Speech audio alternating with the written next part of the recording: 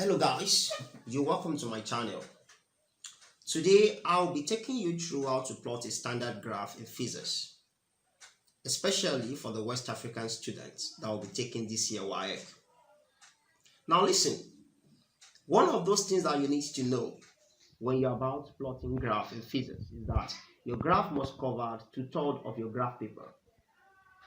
If your graph failed to cover the 2/3 of your graph paper, then you've plotted non-standard graph and there might be penalty for that.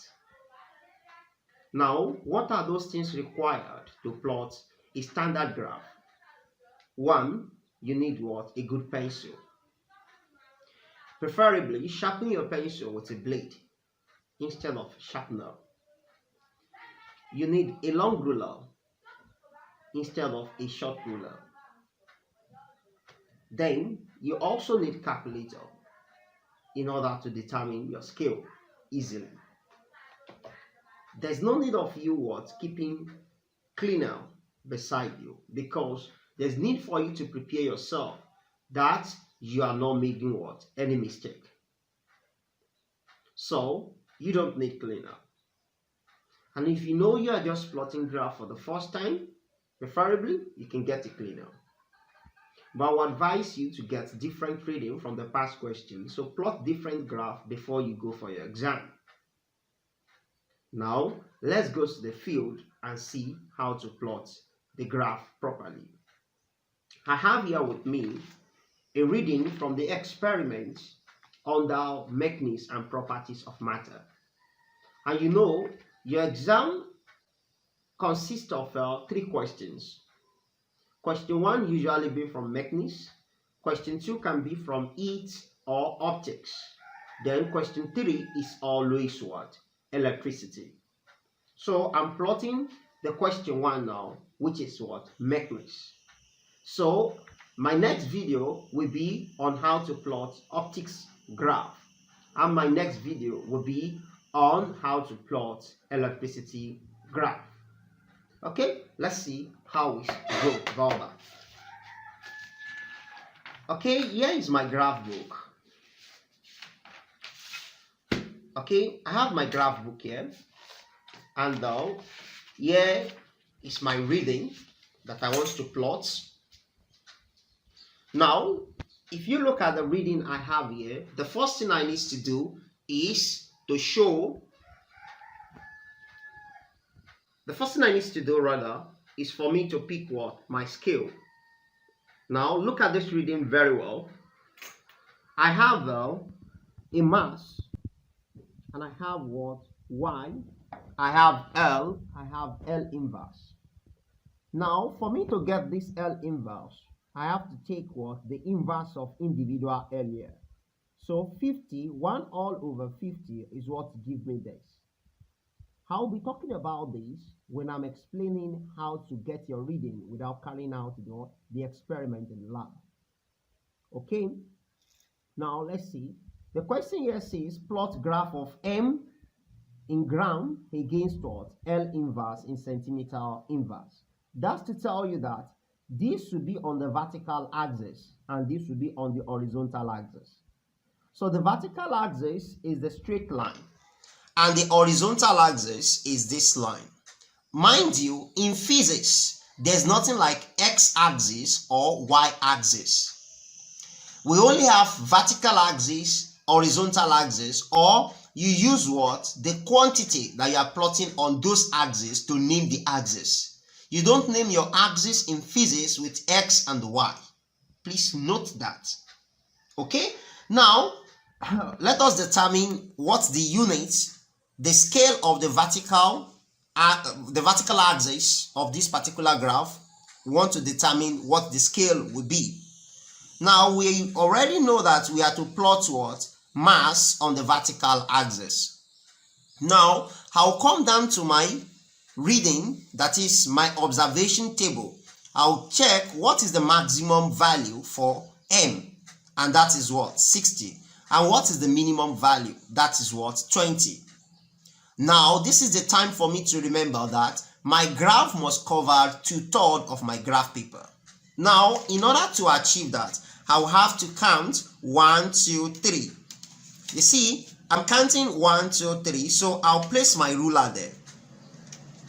So when I place my ruler there, I'm not going to rule yet. So the remaining space here, let me first of all choose 5, because 5 unit is one of the convenient units that you can choose. Now, if I say this is 5, this will be 10, this will be 15, 20, 25, 30, 35, 40, 45. So if I use 5 units, it's not going to contain all these points. Now let me increase it to 10 units, because 6 units is not convenient, 7 units is not convenient, 8 units is not convenient, 9 units is not convenient. So another unit that is convenient here is 10. So if I pick 10 here, this will become what? 20. This will become 30. This will become 40. This will become 50. And this will become 60. So I can have immediate point after the maximum, which is what? 70. You can see now that the graph is okay. Hence, I can rule my horizontal line here.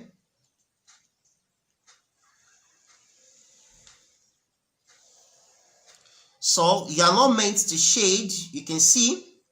So I'll come down to where I have my observation table and write underneath that 2 centimeter represents 10 units on vertical axis.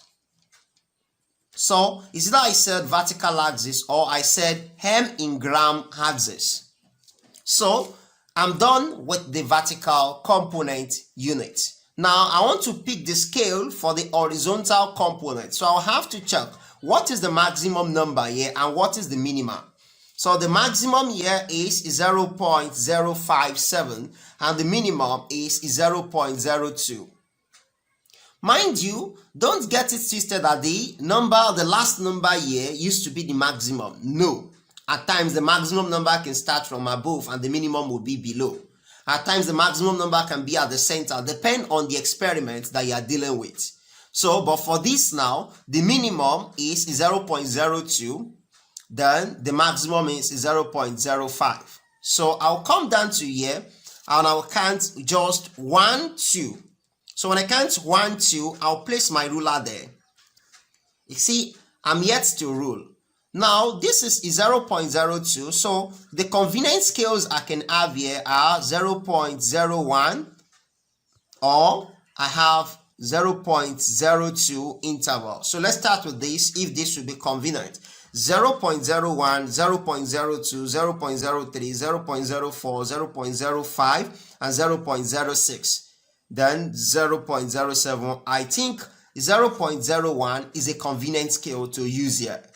So I can then rule what? My line for the vertical component since I've determined the... Okay? Are we seeing this now? Okay, so I'll quickly come here and write 2 centimeter. How did I know that it's 2 centimeter? The distance from this box to this box, when you take the measurement, is 2 centimeter, like you can see here. So for a standard graph like this, it's always 2 centimeter. There are some graphs that the distance between one box and the other one is 1 centimeter. So instead of 2 centimeter here, we just write that 1 centimeter represents whatever unit you are using. But because this box now is 2 centimeter, that's what I'm saying, 2 centimeter represents 0.01 units on horizontal axis, just like I have vertical axis. So I can also decide to say L inverse axis if that's my choice. But I cannot use what? X-axis or Y-axis because those axes don't exist in physics. Okay? If that should be the case, I can now label. So I will have 0.01 here, and I will have 0.02 here. I will have 0.03 here. I will have 0.04 here. I will have 0.05 here. I will have 0.06 here. Then here is 0.07. Are we together? Okay, so here now I can label this will be 10, and this will become 20, this will become 30, this will become 40, and this will become 50, and this will become 60. Then I have 70. Now your graph is a vector quantity, so I need to show the direction. Very important. So I will have to show the direction of this as well. All these are very important. So on this axis, I will have to indicate that I'm plotting what? M in gram on this axis. And here I will have to indicate L inverse in centimeter inverse. So this will guide the examiner on whatever he or she wants to mark. Okay, now that we've done this, the next thing that you need to do is to know the value for this small line.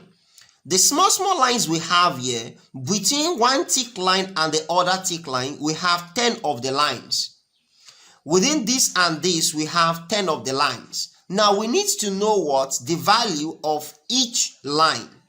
Now for you to know that, all you need to do is that if I want to know the value of all these small lines along the vertical axis, so I'm going to come down here. What is the unit on the vertical axis? 10 units. So I will say 10 divided by 10. So that's 1. It means on vertical axis, these small lines, they represent what? 1 unit. So, and I'll come down to horizontal axis also. So I have 0.01. So that's 0.01 now. I'm going to divide it by 10 so that I can know the value of the small lines on the horizontal axis. So when I divide it by 10, I have 0.001 to be the value on the horizontal axis. So those are the things that we need to know. Now let's start to plot our graph. Now for us to start plotting our graph, when what the mass is 20 gram, I will place my ruler on 20 gram like this. Are we together? Then the L inverse is 0.02. So I'll come here to check where is 0.02. You can see there, this is 0.02 down to 20. So I'm going to use cross. You can use asterisk, but I like using cross. Are you there now? Okay, so I'm going to go to the next one. 30, when M is 30, then we have L inverse to be 0.029. So that's approximately 0.03. So I'll come down here. This is when it is 30. Then I have 0.03 here. Okay, so what you have here is 0.029. Don't approximate here. So let's count. We already know that small lines here represent 0.01. So if I have 0.01 to this, I'm going to have what? 0.021. So this will be 0.021, 0.022, 0.023, 0.024, 0.025, 0.026, 0.027, 0.028, 0.029. So here is my 0.02 line. So I can just use my ruler to guide it down to where I have my 30. So I pick the point there like this. Are we together? So I'll go to the next point, which is 40, and L inverse as at that time is 0.038. So I'll check when M is 40, this is the point here, and this is 0.038. So this is 0.03. So if I count 1, 2, 3, 4, 5, 6, 7, 8. So here will be my 0.038. So down to 40. So I pick my cross there. So make sure your graph is very neat. You don't shade anyhow. Are we together? Okay, the next one is 50. So this is 50. When M is 50, then I have my L inverse to be 0.048. So this is 0.04. So I have 1, 2, 3, 4, 5, 6, 7, 8. So I will have to place my ruler there down to what? 50. like this. So some students who wants to draw a broken line down to this place. It's wrong. This is not an economics or biology graph. Please, you are not meant to draw any dots down to those points. So you have to use your ruler to trace. Okay, the next one is when m is 60. So when m is 60, then we have our L inverse to be 0.057. Abi? Okay, so we check, this is 60 and this is 0.057. So this is 0.05. We count 7. 1, 2, 3, 4, 5, 6, 7. So I place it here like this. Then I check for 60. So this is 60 here. Okay. So that is why it's advisable you make use of what? Long ruler. So it make your reading conveniently plot. So we are done with the 5 points now. Now there is another rules here that students usually get wrong. They will like, it must pick the whole of the points. No, this is not a mathematics graph. You are not meant to pick the whole of the point. If you have 3 points, it's okay. At least 3. In some critical experiments, you might not even pick 2 points. In some critical experiments at advanced level, but at your level, your graph should at least pick 3 points. Now, there's another controversy about where the leftover point should be. They were like, one should be alternate to, okay, if it is alternate, no qualms. But those ones are not important points to consider. So if I want to pick my point, the first thing I'll do now, I'm yet to pick the points now. The first thing I'm going to do is to place the ruler at the origin.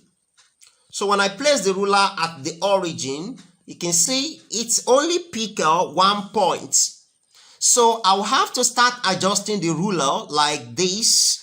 Now it picks how many points? Now 3 points. So you can see this point now will pick this, and it's going to pick this, and it's going to pick this as well. Okay. Okay, so I think now we can now rule our line like this. So you don't start from this immediate point. You don't start ruling your line from this immediate point. So, and your line should cut across the axis. So we have this like this.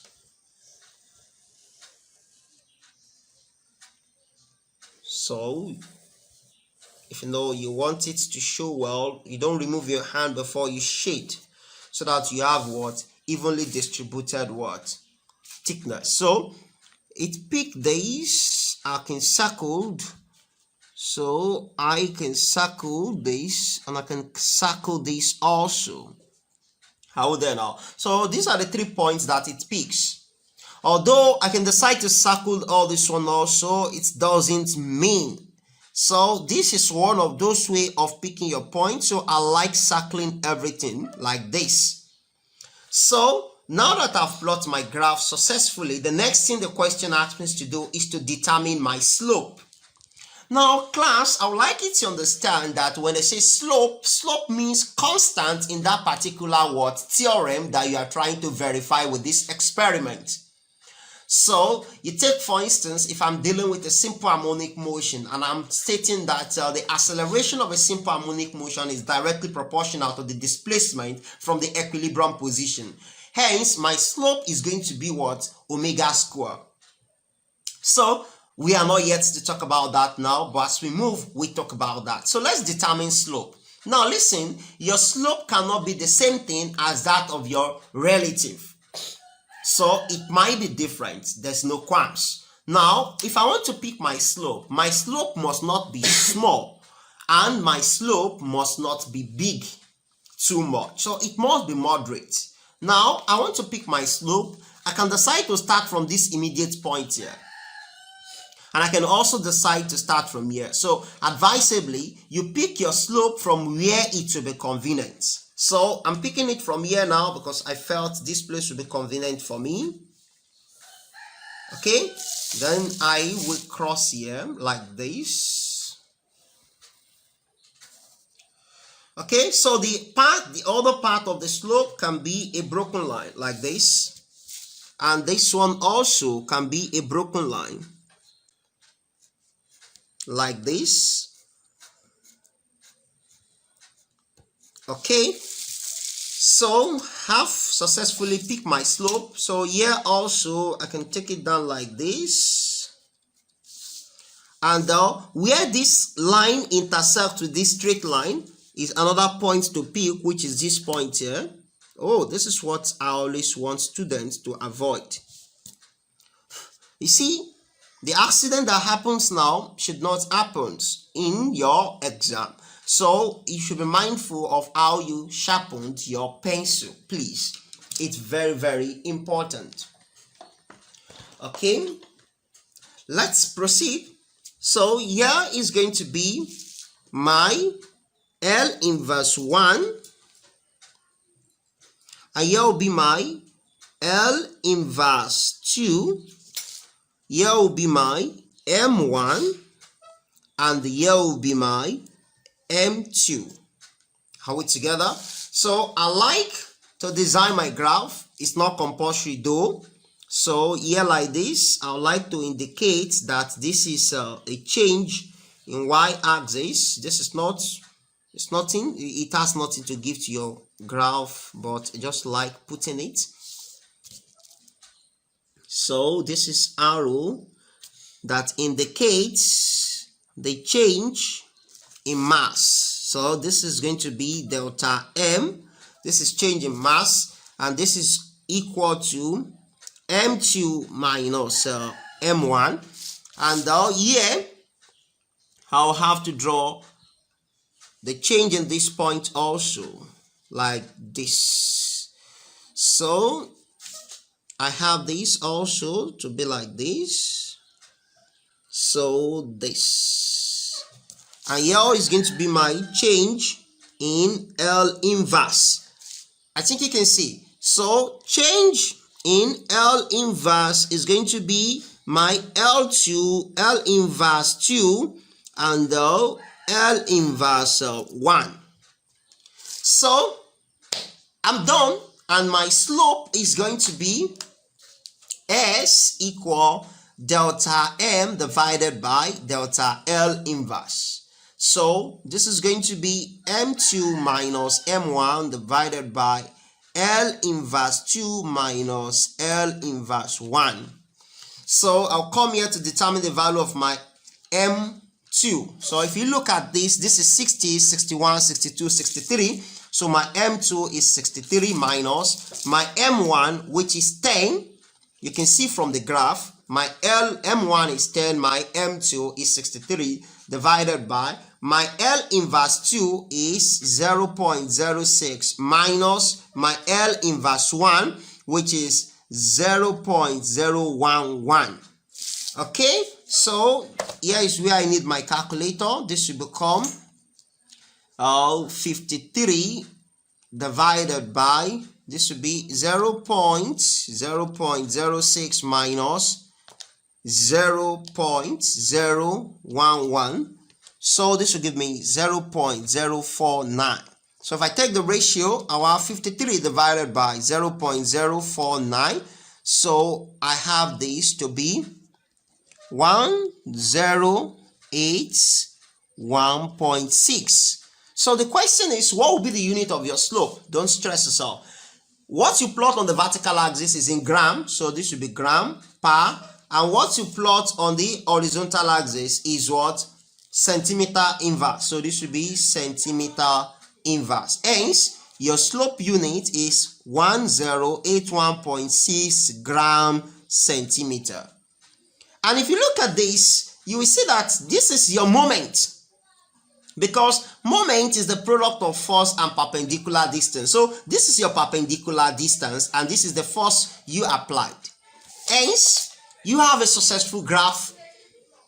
We meet in the next video where we'll be plotting graph on optics. Do have a nice day, and don't forget to subscribe to this channel.